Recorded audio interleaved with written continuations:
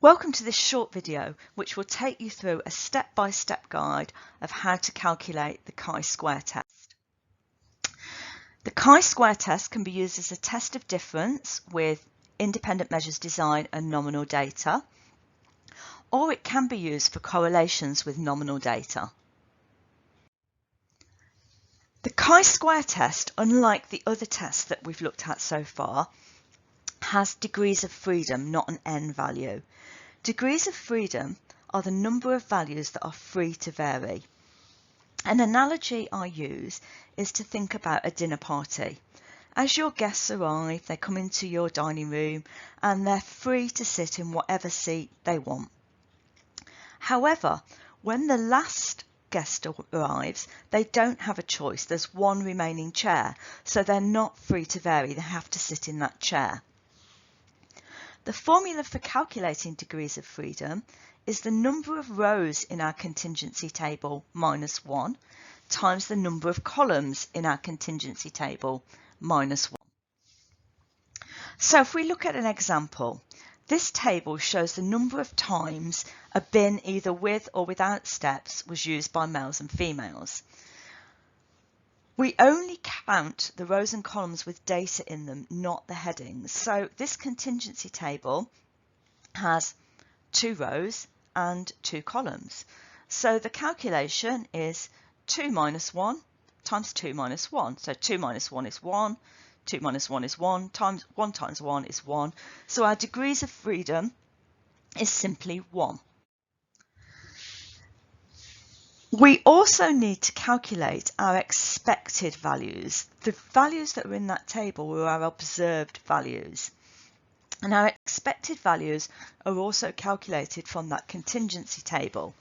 So the formula is row total times column total divided by grand total. In this example, the numbers in brackets are the cell numbers. That just makes it easier to keep track of what data goes where. So I've just labelled them 1, 2, 3, 4. So our column total for the first column, the males, is 9 plus 5 is 14. Our second column, 14 plus 12 is 26. And if we add 14 and 26 together, we get the grand total of 40. Our rows going across, 9 plus 14 is 23 and 5 plus 12 is 17. And if we add 23 and 17 up together, we get 40. It's always a good check as well to make sure you've got your data right, because if they don't both add up to the same number, something's gone wrong.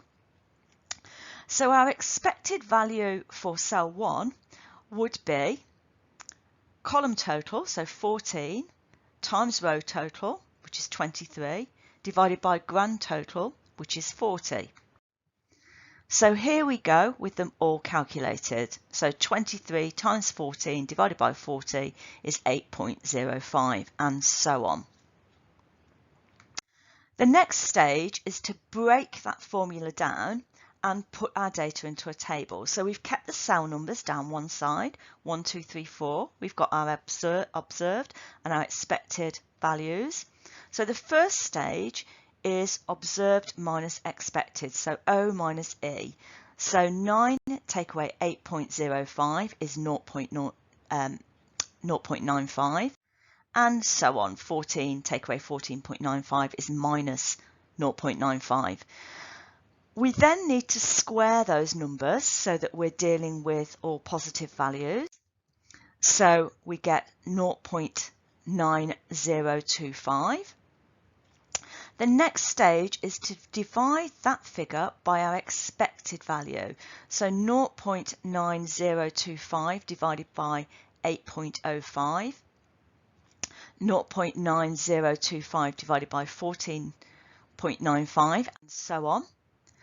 We then add up this column. Remember, sigma simply means sum of, and we get 0.4 as our answer. So our chi-square statistic, our calculated value, is 0.04. We now need to know whether that's significant or not. So we're doing a two-tailed test with 1 degree of freedom, and our critical value is 3.8 3.841.